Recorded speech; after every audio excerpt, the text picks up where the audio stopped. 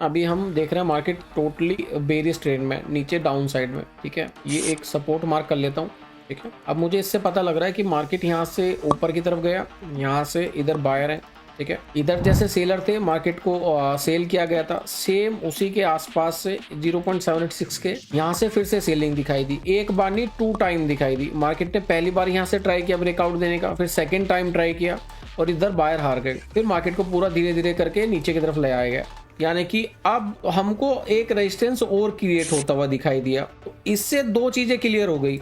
सबसे पहले तो ये वाले जो सेलर हैं, जहां से मार्केट गिरा है, ये अच्छे से नीचे की तरफ होल्ड करके बैठे हैं और ये मार्केट को ऊपर नहीं आने देना चाह रहे। दूसरी चीज, मार्केट में अगर ये जोन एक सेलर जोन है, यानी कि एक हेडक्वार्टर, अगर ये एक हेडक्वार्टर है, ये रेजिस्टेंस जो है एक हेडक्वार्टर है, तो जो लिक्विडिटी मार्केट में आई है वो नीचे की तरफ आई है। जहां पे मार्केट में ये जो सपोर्ट मैंने बात रखा है, इसके बाद तो ये लिक्विडिटी एरिया है। तो अगर मैं इस कैंडल में लिक्विडिटी देख रहा हूं, तो इसके 0.5% पे, इसके 0.6% पे और इसके 0.76% पे ये लिक्विडिटी देख रहा हूं, जहां पे सेलर्स एंटर हुए हैं। तो जहां से लिक्विडिटी आई है, सेम उसी जगह से मार्केट सामने से रिजेक्शन लेके नीचे की तरफ गया, यानी कि ये वाले सेलर बहुत ज्यादा स्ट्रॉन्ग है। इधर लिक्विडिटी हमें पता लग रहा है कि इधर क्या लिक्विडिटी है, यहाँ पे लिक्विडिटी है। नीचे की तरफ मार्केट चला गया। अब किसके कंट्रोल में मार्केट है? सेलर्स के कंट्रोल में। तो सेलर्स में हमें दोनों चीजें पता लग गई कि भाई हमारे पास सपोर्ट रेजिस्टेंस है, हमारे पास लिक्विडिटी है और कौन कौन से एरिया पे है। ठीक है, कौन कौन से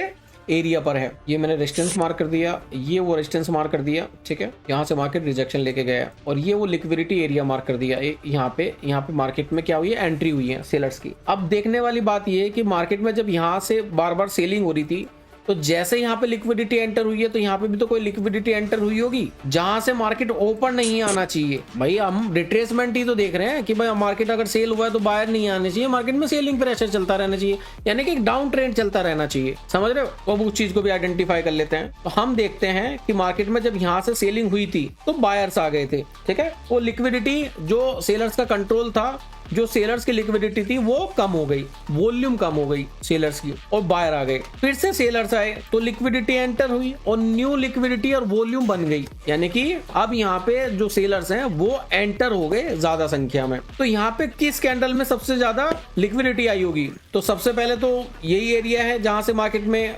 सेलिंग हुआ है, यानी कि ऊपर से सेलिंग प्रेशर बना है। तो इस कैंडल में सेलिंग प्रेशर बना और सबसे ज्यादा लिक्विडिटी इन कैंडल में आई, क्योंकि इसी कैंडल की वजह से यहाँ पे बायर्स का जो है ये ब्रेकआउट होता हुआ दिखाई दिया, ये हल्का सा, और फिर धीरे धीरे मार्केट नीचे की तरफ सस्टेन होता हुआ दिखाई दे रहा है। तो ये कैंडल इंपोर्टेंट हो जाएगी, जहां पे नई वॉल्यूम आई है। ये वाला एरिया, ये कहीं ना कहीं फिर से रेजिस्टेंस का काम करेगा। इधर क्या करेगा? रेजिस्टेंस का काम करेगा, जो मार्केट को ऊपर नहीं आने देना चाहेगा, जो मार्केट को नहीं चाहता कि ऊपर आए मार्केट यहाँ से। अब सपोर्ट हमारे पास, हमको पता है भाई सपोर्ट हमारे पास यही है जहां से बार बार बाइंग आ रही है, जैसे ये वाली बाइंग आ गई, ये वाली बाइंग आ गई। ठीक है, रेजिस्टेंस एरिया हमने आइडेंटिफाई कर लिए, वॉल्यूम का पता लग गया हमें, सेलर्स का एरिया हमें आइडेंटिफाई हो गया कि बस सेलर्स कहाँ पर हैं। अब हम क्या देख रहे हैं? अब या तो हम डाउन साइड के लिए ट्रेड करेंगे यहाँ से, या तो डाउन साइड के लिए ट्रेड करनी है हमें, और या अप साइड के लिए ट्रेड करनी है। दो ही कंडीशन अपना सकते हैं। तो हम किधर के साथ ट्रेड करें, ये भी चीज इंपॉर्टेंट है। भाई अगर मार्केट में सेलर आ रहे हैं तो मार्केट में सेल साइड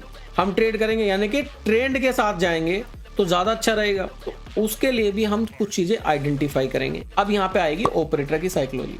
अब ऑपरेटर क्या कहता है? जो सेलर्स यहाँ से सेल करके मार्केट को यहाँ तक ले आया है, तो वो तो प्रॉफिट में होगा। वो कौन होगा? प्रॉफिट में होगा। अब इसको भूल जाना, ठीक है, इस बीच वाले को भूल जाना, सिर्फ और सिर्फ एक ट्रेंड देखो, यहाँ से यहाँ तक मार्केट आया, ये तो प्रॉफिट में होगा। प्रॉफिट में होगा तो इसको और नीचे जाने के लिए, प्रॉफिट करने के लिए, तो सेलर्स को एंटर करना पड़ेगा, यानी कि यहाँ पे भी कोई वॉल्यूम एंटर करनी पड़ेगी, तभी तो मार्केट नीचे की तरफ टूटेगा। ये भी तो सोचो, यहाँ पे एसएल क्रिएट हो रहे होंगे कहीं, तो इनका पैसा कटेगा तभी तो इनकी जेब में जाएगा।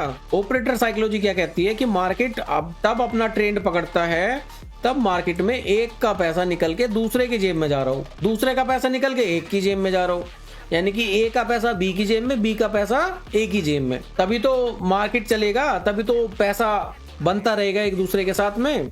लोग आते रहेंगे, खोते रहेंगे, कमाते रहेंगे। तो यहाँ पे ट्रेडिंग का एक्चुअल मीनिंग है क्या? ट्रेडिंग का मतलब ये है कि प्रिडिक्शन करो, प्राइस बढ़ रहा है, कोई बड़ा आदमी लगा रहा है चाहे छोटा आदमी लगा रहा है, प्राइस यहाँ पे रखा हुआ है और आपको बाय करके वो पैसा अपनी जेब में डालना है।